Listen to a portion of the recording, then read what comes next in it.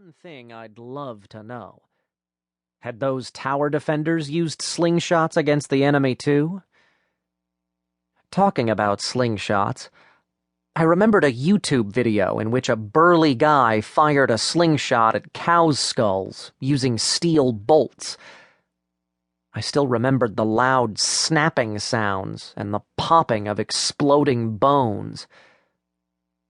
Besides, somehow I didn't think it was going to disrupt the gameplay.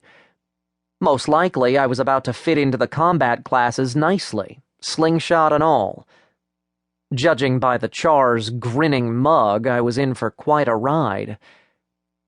Never mind. One problem at a time. What's with my characteristics? On top of the existing speed, strength, and stamina, now I also had health, protection, and intellect. Next to the blue energy bar, I discovered a red one for life, green for experience, and yellow for knowledge. Thanks to what I'd gleaned from the forums, I already knew that the life bar corresponded to health. It was the same mechanism as the correlation between stamina and energy. As your health grew, so did your life bar. I really needed to look into it properly. I had plenty of energy, but judging by my life reading, I could die from the first sneeze. The bar was calibrated into 40 units. Each health point gave me 20 points life. Now, strength. Before, it only used to affect energy regeneration speed. Now it was going to do the same for life as well. The damage dealt, too, directly depended on its numbers, which was definitely good news. Protection was more or less clear. Knowledge, however, was a bit of a dark horse for me. Could it be some analog of Mage's wisdom? I really couldn't tell. I might need to try it out first. The next hurdle was the absence of the so-called bonus points. The game developers must have decided, and rightly so, that those I'd received at registration were enough. So the whole thing was a bit off balance, really. I had to enter a warrior's path with 0 protection and minimum life. The weakest of the Nameless Isles mobs would be able to blow me over with a feather. I also had some advantages, though. First, my gear's stats were quite high for level 1.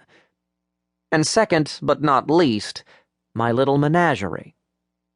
Also, according to forum messages, I was entitled to 5 bonus points to distribute as I saw fit with every 5th level gained. If I lived long enough to see that is. Very well. My characteristics were more or less clear. Let's check my inventory. 5 icons were highlighted in my bag. 2 of clothes, 2 miscellaneous, and 1 weapon icon. I started with the clothes. What did our generous admins have for me? No surprises there. A leather vest and a pair of canvas pants. A standard newbie kit. The vest added 1 point to both health and speed, while the pants did the same for strength and stamina. All this was a pittance, of course, compared to my reflection kit, even if you forgot the fact that it was hung with runes like a Christmas tree. Any noob was bound to find their starting kit very useful, of course. Anyone, but unfortunately not me. Although I could admittedly use the extra point to health. Still, the game's rules dictated that if I wanted to wear this leather excuse for a garment, I'd have to remove some of my outerwear, breaking the set, which would lead to the loss of both the precious strength and stamina points and my impressive speed bonus. Putting it simply, 1 puny extra point to health wasn't worth all the trouble. Seeing as my new clothes were non-transferable, I might need to delete them from my inventory later, simply not to clutter my bag. Having said that, there was no rush. I could always get rid of a potentially useless item. That was me done clothes-wise.